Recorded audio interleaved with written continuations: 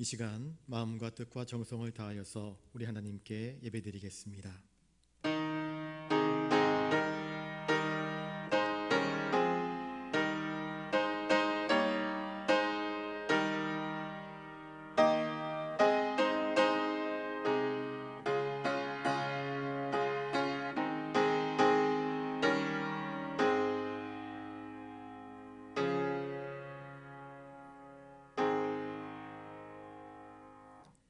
여호와는 자기를 경유하는 자들과 그의 인자하심을 바라는 자들을 기뻐하시는도다. 예루살렘아 여호와를 찬송할지어다. 시온아 내 하나님을 찬양할지어다. 찬양받기에 합당하신 주님, 저희들 수유기도회로 나와 주님 앞에 엎드려 주님을 찬양하며 경배합니다. 이 시간 친히 임재하셔서 저희가 드리는 예배를 받아 주시옵소서. 이 모든 예배를 통하여서 영광 받아 주시옵시고 저희가 드리는 기도에 응답하여 주시옵소서. 모든 것 주님만 의지하오며 존귀하신 예수님의 이름으로 기원하옵나이다. 아멘. 찬송가 543장 부르신 후에 장혜정 권사님 기도하시겠습니다.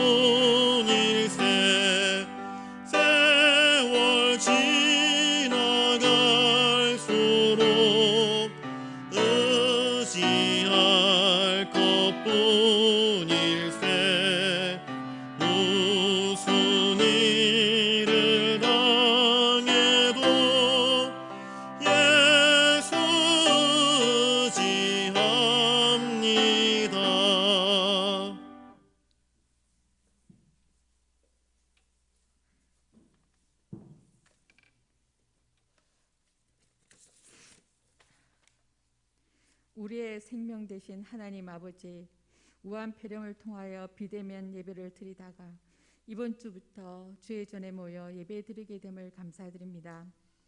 우리의 믿음을 붙들어 주시옵소서. 불의와 타협하는 자가 되지 말게 하시고 예배에 온몸과 마음을 다하여 하나님께 나오게 하옵소서. 그리하여 예배가 회복되고 더욱 모이기를 힘쓰는 우리 영락교회가 되게 도와주시옵소서. 우리나라를 사랑하시는 하나님, 자유민주주의 복음 한국 통일을 이룰 수 있도록 허락하여 주시옵소서. 남북이 통일되어 세계 열방 이스라엘까지 복음이 증거되어 주님의 오심을 준비케 하는 나라 되게 하시고 공의가 하수같이 흘러넘치는 대한민국 될 수 있도록 도와주시옵소서. 사랑의 하나님, 이 시간 성령님이 임재하시는 예배 가운데 각자의 기도와 간구를 들으시고 응답하여 주시옵소서. 막힌 것이 뚫어지고 상처난 곳에 치유와 회복이, 고통 가운데 평안이, 지친 영혼에게 위로와 용기가 되게 하여 주시옵소서. 하나님의 말씀을 통하여 하나님의 손길이 각 사람 위에 임하게 도와주시옵소서. 우리 예배를 기뻐 받으시는 예수 그리스도 이름으로 감사하며 기도드립니다. 아멘.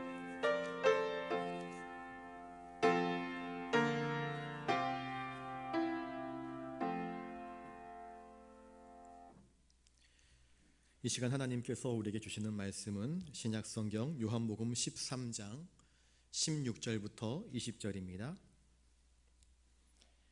요한복음 13장 16절부터 20절까지 말씀, 우리 한 목소리로 말씀을 같이 읽겠습니다.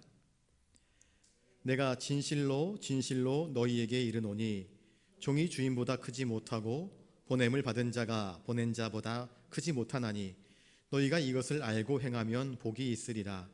내가 너희 모두를 가리켜 말하는 것이 아니니라. 나는 내가 택한 자들이 누구인지 알미라.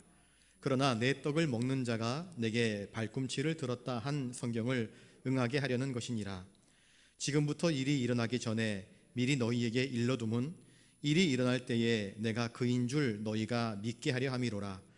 내가 진실로 진실로 너희에게 이르노니 내가 보낸 자를 영접하는 자는 나를 영접하는 것이요 나를 영접하는 자는 나를 보내신 이를 영접하는 것이니라. 아멘. 오늘도 말씀의 은혜가 저와 여러분들 위해 넘쳐나기를 주님의 이름으로 축복합니다. 예수님께서 제자들의 발을 씻어주신 다음에 오늘 본문에 대한 교훈을 말씀하고 계십니다. 여러분, 남의 발을 씻는 것은 원래 종이 하는 일이었습니다. 그러나 예수님은 스스로가 주님이시자 선생으로서 제자들의 발을 씻어주셨습니다. 왜 그랬을까요? 이것은 서로 내가 더 잘났다, 내가 더 높다, 내가 더 크다 자랑하는 이 제자들에게 천국 백성들은 하나님 나라의 질서는 그런 것이 아니라 섬기는 것이다 하는 것을 친히 자기 자신의 삶으로 모범을 보이시면서 너희도 이렇게 행하게 하려고 너희들의 발을 이렇게 씻어주셨다 주님은 말씀해 주셨습니다.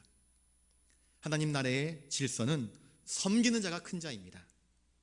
그러므로 섬기기 위해서 낮아지는 자가 주님 보시기에는 참으로 존귀한 자입니다. 엄마가 시장을 가면서 아이들 둘이 집안에서 놀고 있는데 큰애에게 부탁을 합니다. 큰애야, 동생이랑 잘 놀고 있어. 너 말 잘 듣고 동생이랑 잘 지내고 있으면 엄마가 시장 갔다 올 때 맛있는 거 사다 줄게. 그렇게 이야기를 합니다. 갔다 보니 형과 동생이 대판 싸우고는 서로 얼굴도 보지 않고 있습니다. 그러면 엄마가 누구를 불러서 화를 냅니까? 큰애를 불러서 화를 냅니다. 왜 화를 냅니까? 엄마가 너에게 부탁하지 않았느냐? 동생을 잘 돌보라고. 네가 큰아이니까 동생을 잘 보살필 책임이 있기 때문에 그렇게 신신당부하지 않았느냐고. 그러면 큰애가 이렇게 핑계를 댑니다. 누가 동생이 뭐뭐해서 이렇게 해가지고 나를 귀찮게 했단 말이에요. 그러면서 싸움의 원인을 이야기합니다. 그러나 엄마가 주목하는 것은 왜 싸웠는지가 아니라 왜 잘 돌보지 못했느냐, 여기에 관심이 있는 것 아니겠습니까? 왜 그럴까요? 부모님은 큰아이가 큰 자로서 마땅히 동생을 섬길 줄 아는 성숙한 모습을 가지기를 원하는 것입니다. 주님은 제자들에게 큰 자는 섬기는 자가 되어야 한다 하는 것을 가르쳐 주십니다. 여러분, 천국에서는 나 잘났어 하는 자가 결코 큰 자가 아닙니다. 천국에서는 겸손히 낮아질 줄 알고 섬길 줄 아는 자가 바로 큰 자임을 주님께서 말씀해 주고 있습니다. 또한 오늘 본문에서 우리가 놓치지 말아야 할 것은 무엇인가? 예수님께서 가룟 유다에게 끝까지 쏟아 부으시는 애정입니다. 가룟 유다에게 있어서 이 세족식은 예수님께서 친히 가룟 유다의 발 앞에 엎드리셔서 가룟 유다의 발도 씻어주지 않았었겠습니까? 그 발가락 사이에 손가락을 넣어서 그 시커먼 때를 닦아내면서 자신의 발을 어루만질 때에 만약에 주님께서 제 발을 씻어주신다 그러면 저는 오늘 바를 모를 것 같습니다. 왜 안 그렇겠습니까? 왜 안 그렇겠습니까? 그런데 가룟 유다는 그때 펑펑 울면서 주님, 사실은 제가 제 마음속에 주님을 배신하려고 하는 마음이 있었습니다. 주님을 믿지 못하고 더 이상 주님과 함께 할 수 없어서 주님을 배반하려고 하는 사악한 음모가 제 안에 있었습니다. 그런데 저를 이렇게 섬겨주시다니요, 제 발을 씻어주시다니요, 어찌 이럴 수 있겠습니까? 저를 탓하십시오. 제가 잘못했습니다. 아마 펑펑 우는 것이 정상적인 사고를 가진 사람이라고 한다면 그것이 합당한 반응이었을 것입니다. 어쩌면 예수님께서 가룟 유다의 발을 씻어주시는 것은 가룟 유다가 회개할 수 있는 절호의 기회가 아니었는가 싶습니다.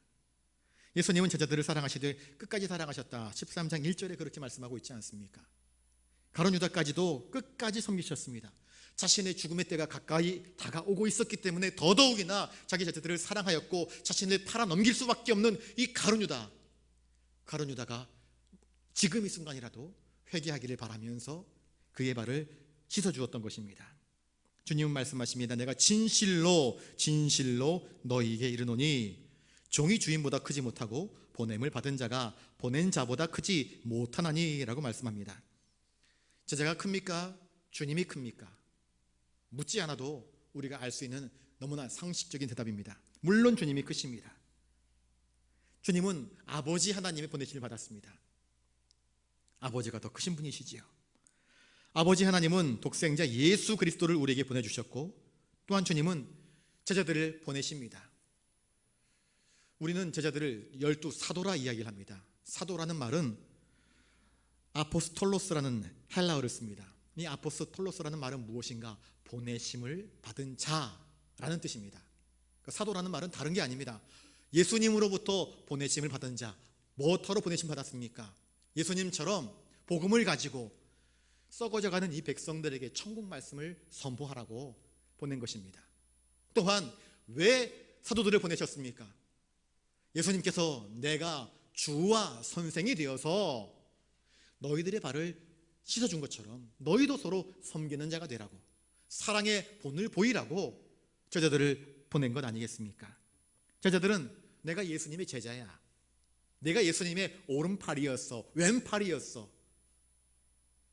이러한 경력을 자랑하거나 권위를 내세우라고 주님께서 보내신 것이 아닙니다. 주님은 섬기라고, 사랑하라고, 복음을 증거하라고, 그리스도의 질서, 천국의 질서, 하나님의 뜻을 이 땅 가운데서 나타내고 펼쳐 보이라고 제자들을 보내신 것입니다. 그런데 그런 제자들이 잘못 행하면 어떻게 됩니까? 얼마 전에 우리나라 대사관 직원이 외국에서 성희롱 문제가 발생을 해가지고 국가적인 그런 문제가 발생한 적이 있지 않습니까? 한 나라의 대사관 직원이 다른 나라에 가서 성희롱 문제의 주인공으로 떠오르게 되면, 그 추문이 일어나게 되면 국격이 떨어지는 것입니다. 국가의 위상이 떨어져 버리는 것입니다.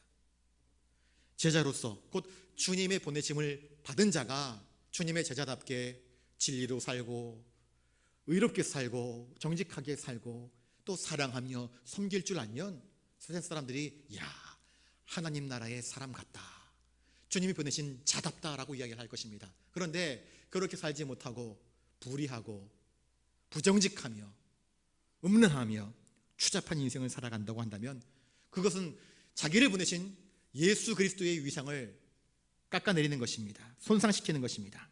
그러므로 보냄을 받은 자들, 곧 사도들은 주님께서 섬기신 그 사역을 본받아야 하는 것입니다. 그래서 주님은 저자들에게 이 본을 친히 보여주셨습니다. 우리가 하는 모든 일에는 질서가 필요합니다. 그래야 혼란스럽지 않고 일을 차곡차곡 알차게 능률적으로 행할 수 있는 것입니다.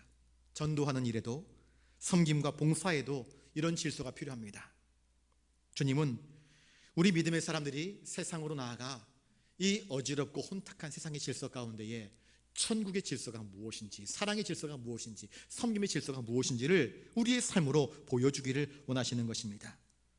남을 섬기는 데 우리가 먼저 솔선수범하는 자가 되실 수 있기를 바랍니다.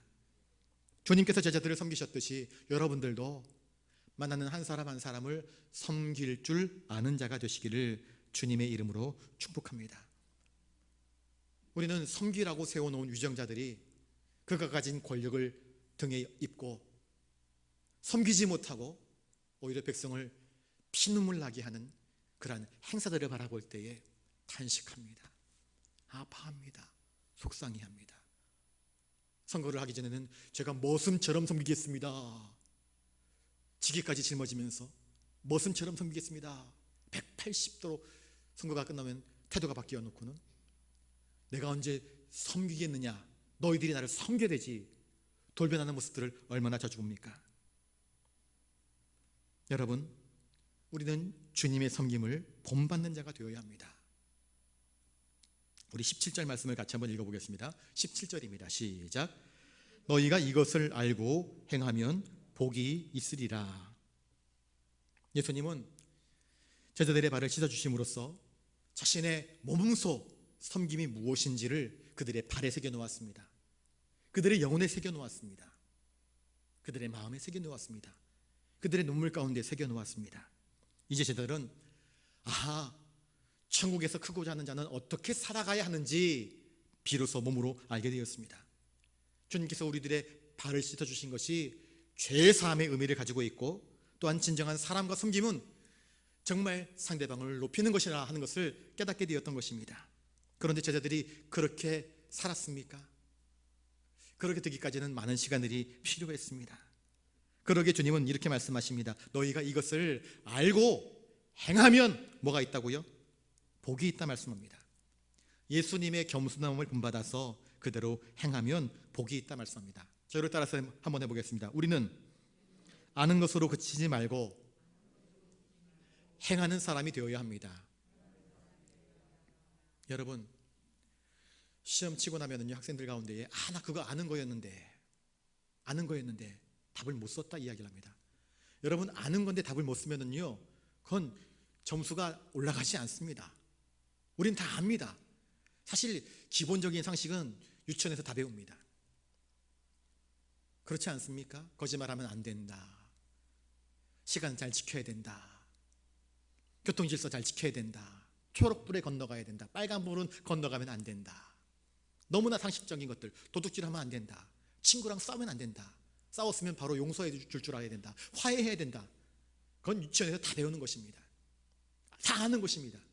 그런데 우리들의 실생활은 어떻습니까? 그 아는 것대로 살아갑니까? 성경대로 우리가 살면 얼마나 행복하겠습니까?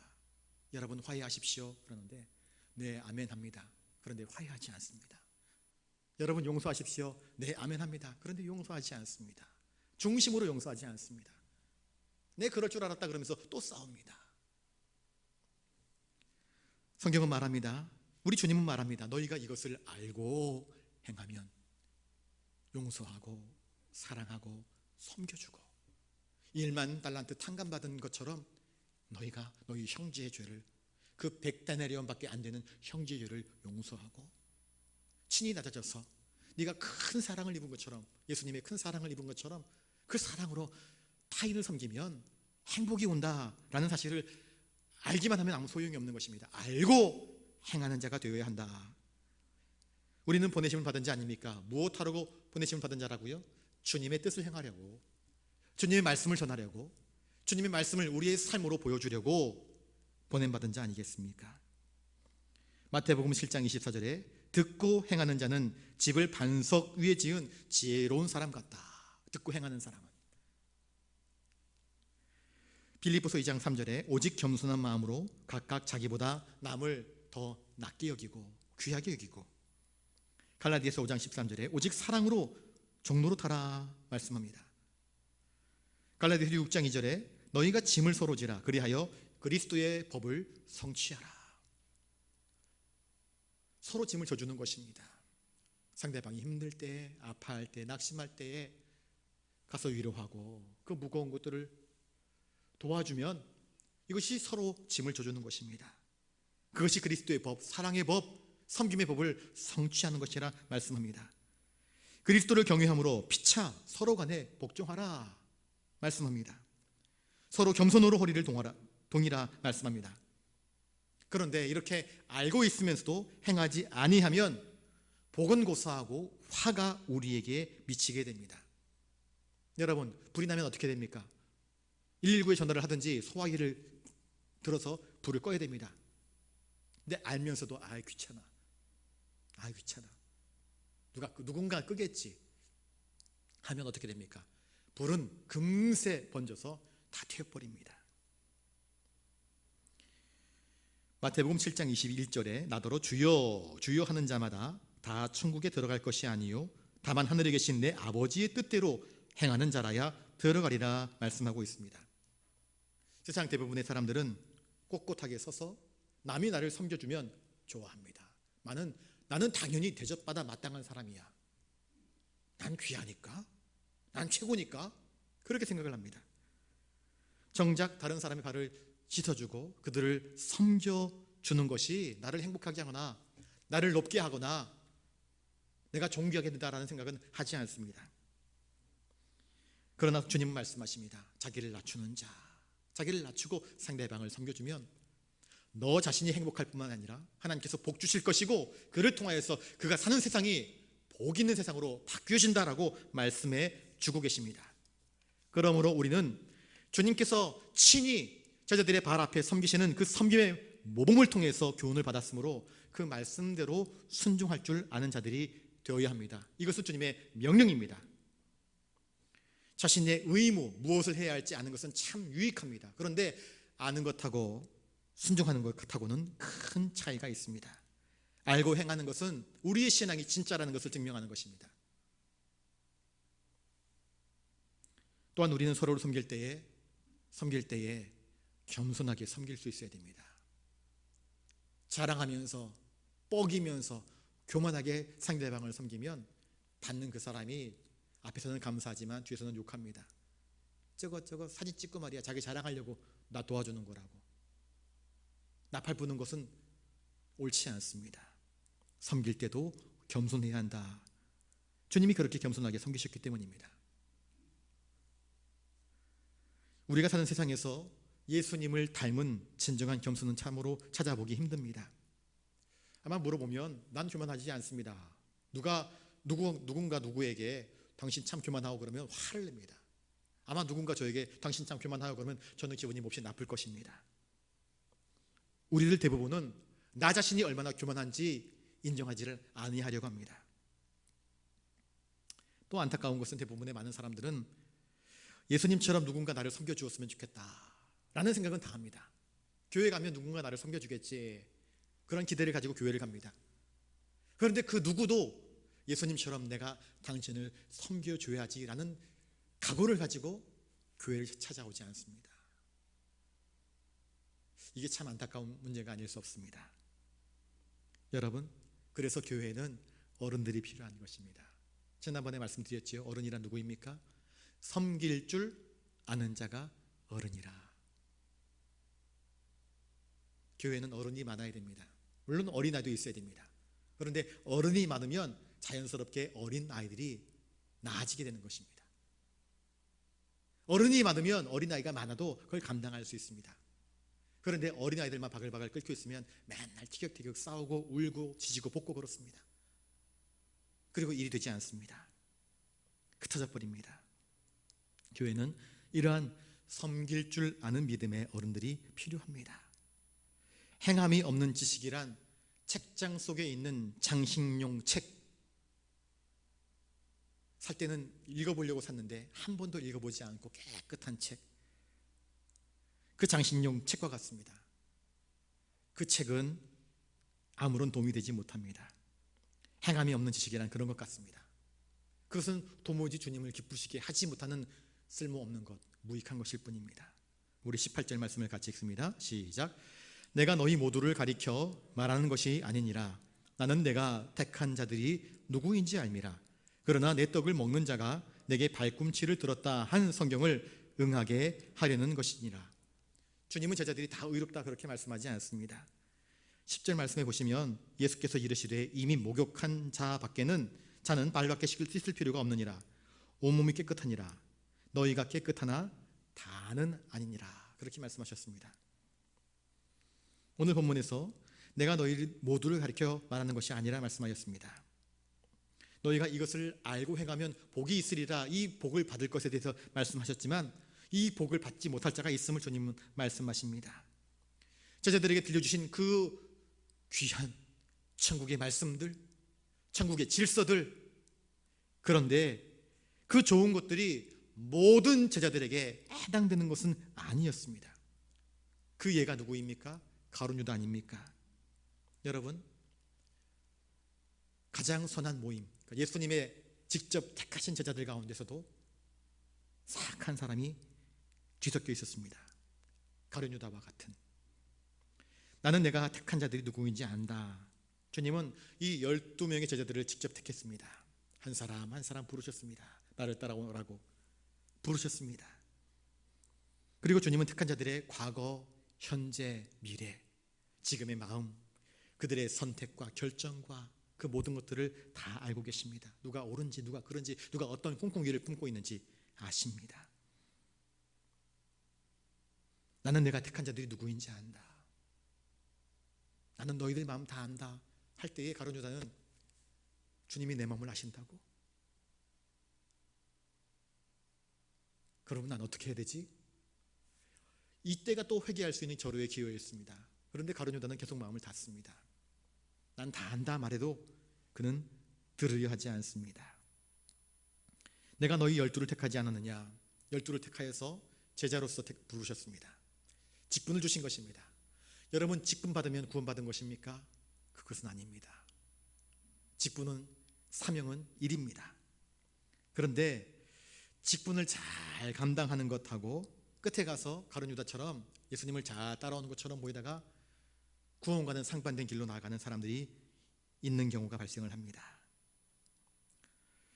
예수님은 3년 동안 제자들과 함께 동거동락하시면서 가르치셨습니다. 본을 보이셨습니다. 훈련시켜 주셨습니다. 그런데 주님 말씀하십니다. 모두가 다 의로운 자가 아니라, 다 깨끗한 사람은 아니라, 그렇게 말씀하십니다. 예수 그리스도는 지금도 온 인류를 향하여서 구원의 복음을 선포하고 계십니다. 누구나 예수를 믿으면 구원받을 수 있음을 말씀하고 있습니다. 그런데 중요한 것은 믿음을 가지고 주님이 부르심에 응하는 자만이 주님의 택하심을 받고 또한 구원함을 받는다는 것입니다. 주님의 부르심 속에는 가룟 유다도 포함되어 있었습니다. 그런데 그는 마침내 믿음으로 나가지 못하고 그 거룩한 부르심에 어긋나 버리는 길을 택하고 말았습니다. 이것이 너무나 안타까운 일이 아닐 수 없습니다. 그러나 내 떡을 먹는 자가 내게 발꿈치를 들었다 한 성경을 응하게 하려는 것이라. 여러분, 한 상에서 같이 떡을 떼서 먹는다. 저랑 집사람은요, 팥빙수 하나 시켜놓고 같이 떠먹습니다. 그런데 전혀 이상하지 않습니다. 외국 사람들은 한국 사람들이 한 그 그릇에서 국 뜨고 숟가락 같이 들었다 나갔다 하는 것을 이해하지 못합니다. 그거 위생적으로 불편하다고 생각합니다. 그런데 한국 문화 속에서 살다 보면은 그것이 이제 익숙해지면은 그것이 참 좋다고 여깁니다. 한 그릇에서 담겨 있는 그 떡을 같이 뗀다 하는 것은 그만큼 친밀한 관계, 그만큼 마음을 나눈 사이를 의미하는 것입니다. 깊은 우정과 교제를 나누는 사이였다 하는 것입니다. 그런데 내 떡을 먹는 자가 내게 발꿈치를 들었다. 발꿈치를 들었다는 것은 무엇입니까? 이것은 말이 이 훈련 되지 못하고 계속 뒷발질을 하는 것입니다. 말이 뒷발질을 하면 어떻게 됩니까? 그 말을 훈련시키는 주인이 그 말 뒤꿈치에 받치게 되면 크게 상처를 입게 되는 것입니다. 마치 철없는 말이 주인을 알아보지 못하고 뒷발질하는 것처럼 한상에서 주님과 함께 떡을 먹던 자가 배은망덕하게 주님을 배신하는 일이 발생을 한 것입니다. 이것이 바로 가룟 유다의 배신이었고 반역의 행위였습니다. 이 표현은 시편 41편 9절, 내가 신뢰하여 내 떡을 나눠 먹던 나의 가까운 친구도 나를 대적하여 그의 발꿈치를 들었나이다. 이 시편 41편 9절의 말씀을 인용한 것으로서 이 약속된 예언의 말씀이 예수 그리스도와 가룟 유다의 일을 통하여서 성취된 것을 요한이 이렇게 기록해 놓은 것입니다. 요한복음의 저자 요한은 이 유다의 배신 행위가 바로 메시아적인 예언의 성취의 사건으로서 이루어진 것임을 오늘 우리에게 이야기해 주고 있습니다. 사실 가룟 유다는 예수님으로부터 그리고 예수님의 제자로서 아주 최고의 특권을 누린 사람이었습니다. 주님 가장 가까이에서 주님의 육성. 요새 TV를 보시면은요, 전 세계적으로 대한민국의 K-팝 그룹 BTS가 인기를 끌고 있습니다. 엊그제 뉴스를 보니까는요, 빌보드에서 1위를 했습니다. 우리나라 가수들 중에서 미국 빌보드 유명한 그 팝 음악계에서 1위를 한 팀은 없었습니다. 여태까지 1위를 2주 하고 또 있다가 한 번 더 했습니다. 이게 지금 전 세계적으로 뉴스거리가 되고 있습니다. 가룟 유다는 예수님 곁에 있었습니다. 예수님과 함께 먹고 자고 동행했습니다. 주님으로부터 산상수훈의 복음의 말씀을 가장 가까이서 들었던 자입니다. 친밀했습니다. 함께 떡을 뗐고 함께 갔고 주님께서 베푸시는 모든 기적들의 현장 속에 가룟 유다가 같이 있었습니다. 그는 기대했습니다. 예수님을 기대했습니다. 예수님이 좋았습니다. 그래서 따라갔던 것입니다. 예수님을 통해서 자기의 꿈을 이루고 싶어 했습니다. 그는 주님이 대접받는 만큼 주님이 제자로서 받는 모든 혜택을 다 누렸던 자였습니다. 그런데 결정적인 순간에 예수님께서 예루살렘으로 올라가시는데 자꾸 고난을 이야기하고 이제는 예루살렘에 올라가게 되면 고난을 받고 죽게 될 것이다 라고 이야기할 때에 여기서부터 가룟 유다의 생각과 예수님의 말씀이 핀트가 어긋나기 시작합니다. 가룟 유다는 대접받고 싶었습니다. 더 높아지고 싶었습니다. 예수님을 통해서 이 로마 제국의 압제에서 우리가 해방되어지고 다윗과 같이 거대한 제국의 나라를 완성하게 되면 거기서 무언가 한 자리를 차지하고 싶었습니다. 그는 세상적인 열망을 품고 예수님을 따라왔던 것입니다. 그런데 예수님이 꿈꾸는 나라는, 예수님이 보여주고 싶은 것은 섬김이고 헌신이고 수고요, 사랑이요, 희생이었습니다. 커다란 영광, 이 세상에서의 제국, 빛난 업적을 바라보게 된다면 지금 당장 당하는 어려움들은 가룟 유다에게는 아무것도 어려움이 아니었습니다. 그런데 주님은 자꾸 이 세상 나라의 영광이 아니라 저 하늘나라의 영광을 이야기합니다. 나하고는 너무나 동떨어진 이야기를 하고 있는 것입니다. 그러므로 가룟 유다는 고민을 합니다. 그리고 결국 선택합니다. 나는 더 이상 예수와 함께 할 수 없다. 오늘 본문의 말씀처럼 내 떡을 먹는 자가 내게 발꿈치를 들었다 한 그 성경을 응하게 하려는 것이라. 결국 그는 주님을 배반합니다. 주님의 원수가 되어버리고 말았던 것입니다. 예수님을 따라서 믿음의 길을 시작했다가 그 길에서 이탈되어서 오히려 예수님의 원수가 되어버린 사람들이 적지 않습니다. 그런데 그럼에도 불구하고 이 가룟 유다의 배신, 그의 반역은 궁극적으로 하나님의 말씀, 하나님의 구원 섭리를 이루게 하는 한 도구 역할을 하게 되고 맙니다. 여러분, 사탄이 아무리 힘이 있고 지혜가 있고 우리 인간들 사이에서 쥐락펴락한다 할지라도 하나님의 우리를 향하신 구속 섭리를 사탄의 힘으로, 그의 능력으로 제한할 수 없습니다. 오히려 사탄은 하나님의 섭리의 도구밖에 되지 못합니다. 성도를 빼어난 신앙으로 연단시키는 도구밖에 되지 못합니다. 배신자 가룟 유다에 대한 예수님의 배려는 함께 식사하는 자리에서부터 나타났습니다. 함께 식사할 때부터 주님은 가룟 유다의 마음속을 꿰뚫어 보셨습니다. 저자들의 발을 씻어주면서, 특별히 가룟 유다의 발을 씻어주면서 너희가 깨끗하나 다는 아니다라고 말씀하시면서 가룟 유다가 지금이라도 회개하기를 바라셨습니다. 그런데 가룟 유다는 회개하지 않습니다. 내 떡을 받아 먹는 자가 나에게 발꿈치를 들 것이다 라고 말씀하셨을 때 가룟 유다는 이것이 나를 지칭하는 것이구나 분명히 알았을 것입니다. 두 번째 회개할 수 있는 기회였습니다. 그러나 그는 회개하지 않습니다. 마음을 완악하게 품습니다. 저는 출애굽기를 읽으면서 애굽의 바로 왕의 마음이 점점 강팍해져 가는 것을 보게 됩니다. 여러분, 죄의 성향이 이렇습니다. 죄는요, 사람의 마음을 점점 강팍하게 만듭니다. 내가 알던 저 사람은 옛날에 저런 사람이 아니었는데 지금은 완전히 딴 사람이 되어버린 사람들을 우리는 종종 봅니다. 옛날엔 제가 착했는데 이런 사람 아니었는데. 죄의 성향이 그렇습니다. 죄는 우리의 마음을 강팍하게 만듭니다. 딱딱하게 만듭니다. 의에 대하여서 둔감하게 만들어버립니다.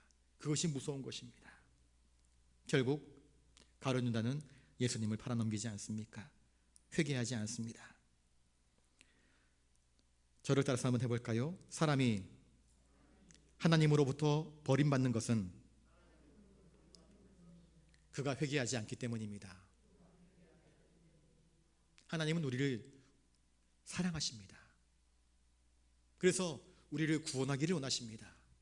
그러니 예수 그리스도를 우리에게 보내주셨지요. 예수 그리스도를 믿고 그의 대속의 보혈을 믿고 회개하여 천국 질서를, 천국 백성으로 살아가도록 주님은 우리를 부르시는 것 아니겠습니까? 그런데 사람이 하나님으로부터 영원한 멸망, 심판을 받는 이유는 딱 한 가지입니다. 우리를 부르시는 주님의 음성을 외면하고 회개하지 않고 돌이키지 않는 것입니다. 그것은 하나님으로부터 스스로 버림받는 선택을 하는 것입니다. 19절 말씀을 같이 읽습니다. 시작.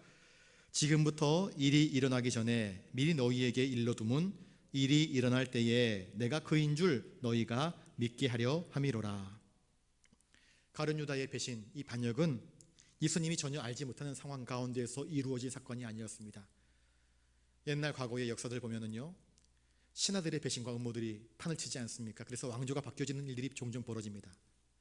그런데 그런 배후에는요, 현재 집권하고 있는 왕이 그걸 전혀 알지 못했다가 방심하고 있는 틈에 나라가 확 뒤집어지는 일들이 발생을 한 것입니다. 주님은 알고 계셨습니다. 가룟 유다가 어떤 마음을 품고 있는지. 주님은 전혀 무방비 상태에 있다가 뒤통수를 턱 맞은 것이 아니었습니다. 알고 계셨습니다. 그런데도 그것을 진행하게 하십니다. 그런데 왜 굳이 주님은 이 가룟 유다의 배신을 미리 말씀을 하고 있을까요? 이것은 가룟 유다에게 지금이라도 회개할 기회를 주시는 것입니다. 주님의 배려입니다. 또 하나는 주님께서 예고하신 대로 이러한 제자의 배신과 반역이 일어났을 때에 제자들이 훗날 이것이 바로 주님께서 우리에게 말씀하신 그 내용이었구나, 주님이 말씀하신 것이 바로 이렇게 이루어졌구나. 그리고 이 배신 행위가 나타났을 때에 제자들이 혼란과 동요, 또 믿음에서의 탈락을, 믿음에서의 흔들림을 허락하지 않기 위해서 오히려 더 굳센 믿음으로 살아가게 하시려고 이렇게 확실하게 주님께서 말씀하고 계시는 것입니다. 주님께서 예고하신 대로 성취되는 것은 주님이 미리 하심, 곧 주님은 정말로 하나님이 보내신 메시아, 모든 것을 아시는 전지전능하신 하나님이시구나 하는 것을 보여주는 명확한 증거가 아니고 무엇이겠습니까?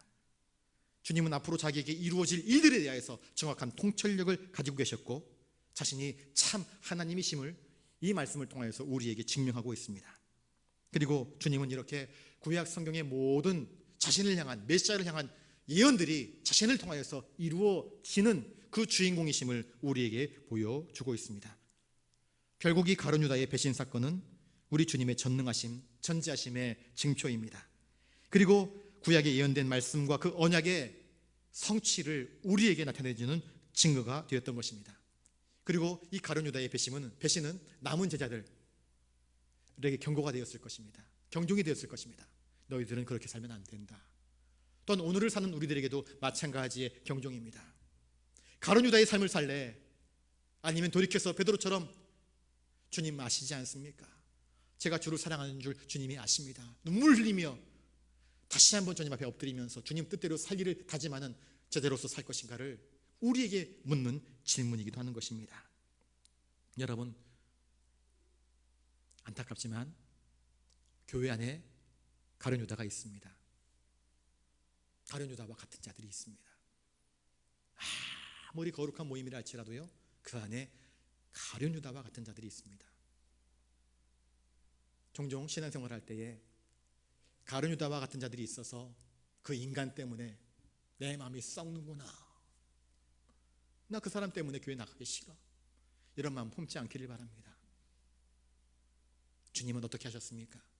그 가룟 유다를 지금도 사랑하셔서 회개하기를 권면하고 말씀하시는 모습을 우리에게 보여주고 있습니다.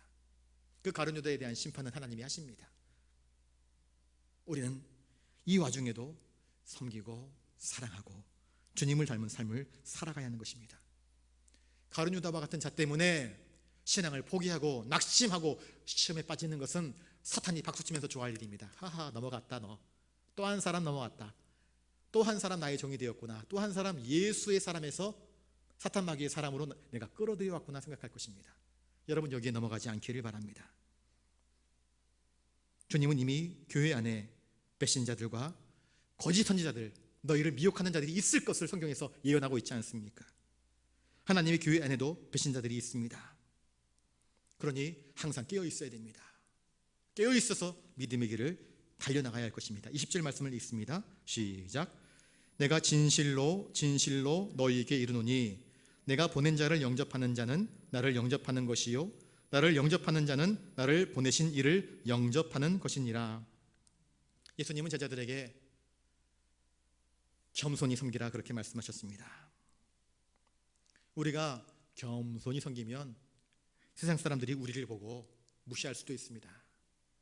저거 아무것도 아니네, 교회 아무것도 아니네, 우리를 얕볼 수 있을 것입니다. 또한 반면에, 야, 교회 다니는 사람들은 저렇게 겸손하구나, 저렇게 수고하면서도 티 안 내는구나, 존경하는 사람들도 있을 것입니다. 그러나 세상 사람들이 이런 평가를 내리든 저런 평가를 내리든 우리가 주님께서 우리에게 말씀하시는 대로 알고 주님이 기뻐하시는 뜻대로 행하면 주님이 우리를 알아주십니다. 그리고 말씀하십니다. 알고 행하면 뭐가 있다고요? 복이 있다. 내가 책임진다, 내가 붙잡아준다, 내가 복을 부어준다 말씀하고 계십니다. 그 일을 통하여서 주님은 그 일을 통하여서 우리의 순종, 알고 행하는 순종을 통하여서 영광 받으시는 것입니다. 그리고 결국 내가 너희들을 보냈는데, 내가 너희들을 보내는 것처럼 아버지께서 나를 보냈는데, 내가 너희를 보내고 너희들이 내 일을 행하면 내가 기쁘고, 그리고 아버지께서 내가 십자가를 지셨을 때에 그 모든 일들을 통해서 영광 받은 것처럼 내가 겸손하게 섬기고 세상에서 멸시받고 천대받지만 끝까지 꿋꿋하게 믿음의 길들을 달려나가면 그게 나에게 영광이 되고 하늘아버지께 영광이 된다. 그리고 하나님께서 그것에 대하여서 커다란 복을 주실 것이다 약속하고 계십니다. 그리고 이러한 자들을, 내가 보낸 자들을 영접하는 것은 나를 영접하는 것이고 하나님을 영접하는 것이다 라고 이야기하면서 당당하게 성도로서, 그리스도인으로서, 사도가 아까 무슨 뜻이라고요? 보내심을 받은 자들, 그리스도의 복음을 전하라고, 그리스도의 사랑과 섬김을 가지고 세상을 섬기라고 보내심을 받은 자들, 답게 행하라. 그러면 너희를 영접하는 것이 나를 영접하는 것이고 하늘 아버지를 영접하는 것이고 그 일을 통해서 하나님께서 그렇게 기뻐하신다 말씀하고 있습니다. 주님은 우리들에게 이렇게 격려하고 있습니다. 이 말씀을 통해서 우리가 함께 기도하는 시간 갖도록 하겠습니다. 우리 찬송하겠습니다. 찬송가 546장입니다.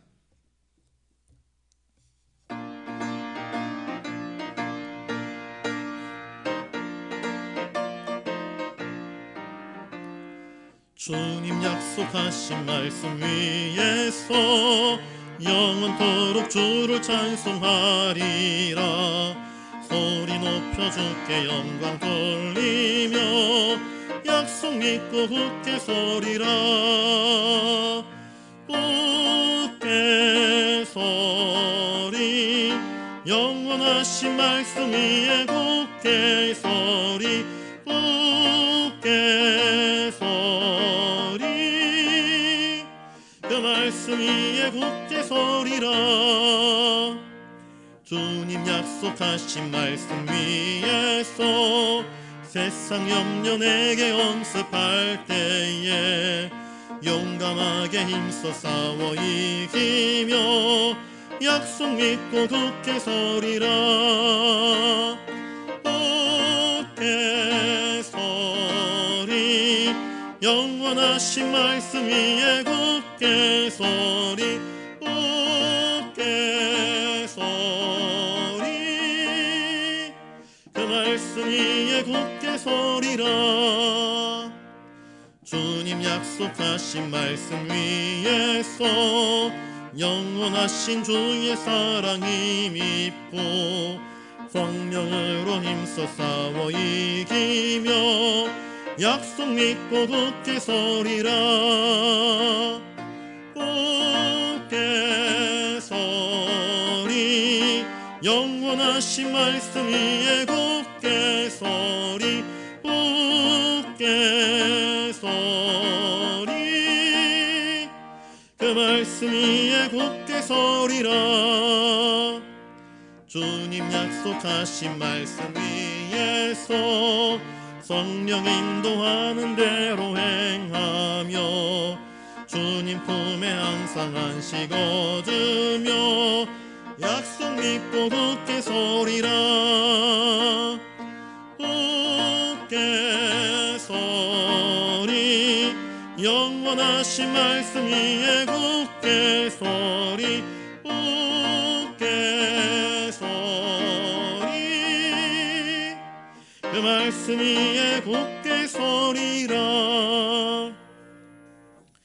우리 이 시간 말씀을 기억하면서 기도할 수 있기를 바랍니다. 첫 번째는 주님 알고 행하여 복 있는 삶을 누리게 하소서. 두 번째는 주님 내 곁에 있는 악한 자들 때문에 내가 시험에 빠지지 않도록 도와주십시오. 세 번째는 더욱 굳센 믿음으로 살게 하여 주십시오. 여러분 위해서 기도할 수 있기를 바랍니다. 우리 교회에 아픈 환자분들 많습니다. 특별히 우리 박정원 권사님 지금 많이 상황이 안 좋은 가운데 있습니다. 위해서 기도해 주십시오. 기도밖에는 의지할 것이 없습니다. 하나님의 도우심만이 필요합니다. 여러분 기억하시면서 기도해 주시기 바랍니다. 체중도 많이 줄고 몸무게가 많이 빠졌다고 합니다. 잘 드시지 못하고 설사를 자주 하신대요. 회복할 수 있도록 여러분들 기도해 주시길 바랍니다.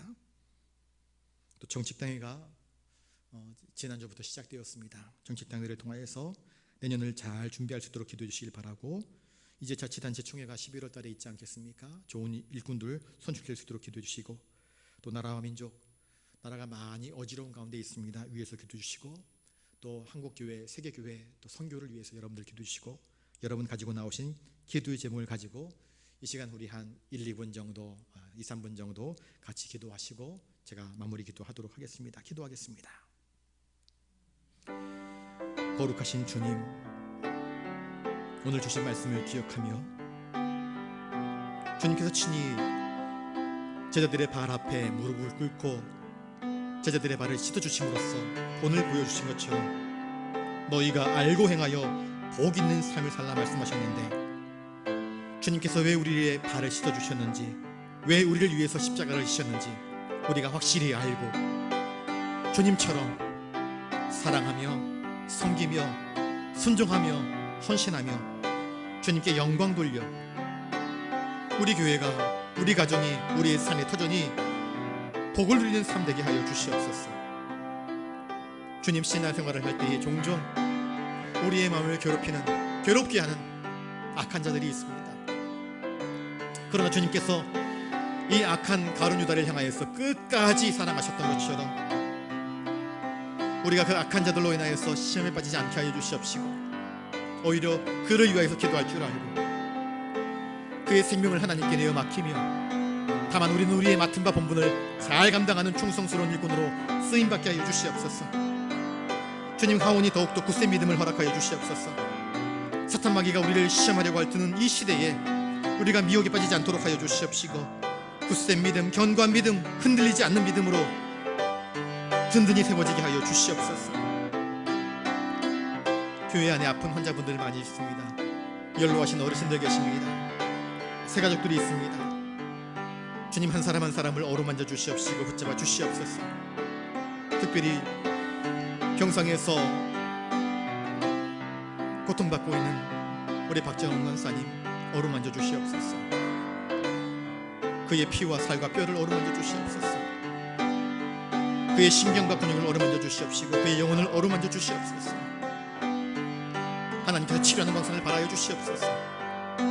권사 임직을 받아 권사로서의 직분을 잘 감당할 수 있도록 주님 회복의 영을 허락하여 주시옵소서. 연로하신 어르신들이 많습니다. 주님, 그들의 건강을 붙잡아 주시옵소서. 주의 전에 함께 나와서 예배를 드리고 싶지만 육신의 연약함 때문에 나오지 못하는 이들이 계십니다. 주님, 붙잡아 주시옵시고 뼈가 굳게 하여 주시옵시고 잘 걷게 하시고 잘 드시게 하시고 잘 주무시게 하시고 건강한 신앙생활을 할 수 있도록 도와주시옵소서. 이제 정책당회가 시작되었습니다. 하나님, 내년을 준비합니다. 계획합니다. 주님의 뜻 안에서 하나하나 이루어지게 하여 주시옵소서. 이제 11월에는 자치단체 총회가 있습니다. 좋은 일꾼들이 선출될 수 있도록 도와주시옵소서. 이 나라 경제가 어렵고 코로나19로 인해서 우리의 삶이 위축되었습니다. 이 코로나19 상황이 언제까지 이어질는지 아무도 예측할 수 없는 상황 가운데 늘 불안과 염려가 우리의 마음을 엄습하고 있습니다. 주님, 어지럽고 혼탁한 이 상황 속에서 더욱더 우리가 깨어있어서 기도하게 하여 주시옵시고 믿음으로 이 모든 상황들을 넉넉히 극복할 수 있도록 도와주시옵소서. 한국교회를 붙들어 주시옵시고 세계 선교의 장이 점점 어두워지고 있습니다. 코로나 상황 가운데서 대면하여서 복음을 전도하기가 점점 어려운 상황 가운데 있고 선교사들의 삶은 점점 퍽퍽하여지고 있습니다. 주님, 도와주시옵소서.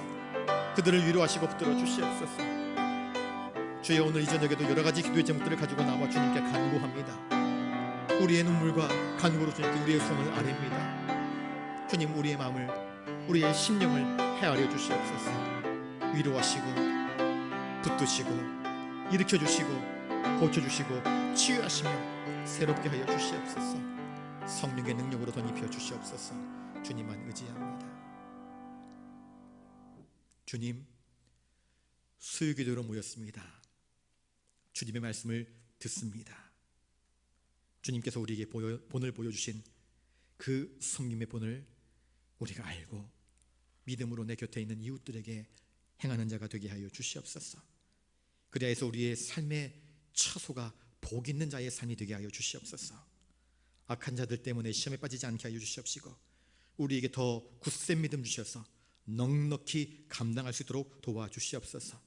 아픈 환자분들, 수술하고 회복 중에 있는 환자분들, 병상에 누워 계신 분들, 특별히 우리 박지원 권사님 어루만져 주시옵소서. 주님, 치료하는 광선을 바라여 주시옵시고 사슴처럼 다시 뜀뛰며 주님을 찬양할 수 있도록 도와주시옵소서. 정책당회가 이어지고 있습니다. 주님, 함께해 주시어서 주의 영으로 인도하여 주시옵소서. 세계 선교의 현장 가운데 함께하여 주시옵소서. 코로나 상황 가운데서 대면하여서 선교할 수 없습니다. 복음의 창구가 막혀 있는 것만 같은 안타까운 현실입니다. 그러나 눈물 흘리며 기도하는 선교사님들 포기하지 않고 그 사역을 잘 감당하게 하여 주시옵시고 주님의 복이 그들을 통하여서 땅끝까지 흘러갈 수 있도록 도와주시옵소서. 한국교회, 나라와 민족, 정치, 경제, 국방, 그 모든 것 주님께 의탁합니다. 사람을 기대할 수 없는 상황입니다. 하오니 주님만 의지합니다. 주님 역사하시고 개입하시고 섭리하시고 주관하여 주시옵소서. 오늘 이 저녁에 여러 가지 기도의 제목들을 가지고 나와 엎드려 간구합니다. 우리의 상함, 눈물, 아픔, 누구에게도 털어놓지 못한 그 삶의 비밀들 주님 아시오니 들으시고 위로하시고 치유하시고 고쳐주시고 새롭게 하여 주시옵소서. 주님의 성령의 능력으로 충만하게 채워주시옵소서. 샘을 얻게 하여 주시옵소서. 주님만 의지하옵고 존귀하신 예수님 이름으로 기도드리옵나이다. 아멘. 이제는 우리 구주 예수 그리스도의 은혜와 하늘 아버지의 놀라우신 사랑하심과 성령님의 감동 감화 역사 교통하심이 함께 나와 예배하며 영상으로 예배하는 모든 믿음의 성도들 머리 위에 이제로부터 영원토록 함께 하옵시기를 간절히 축원하옵나이다. 아멘.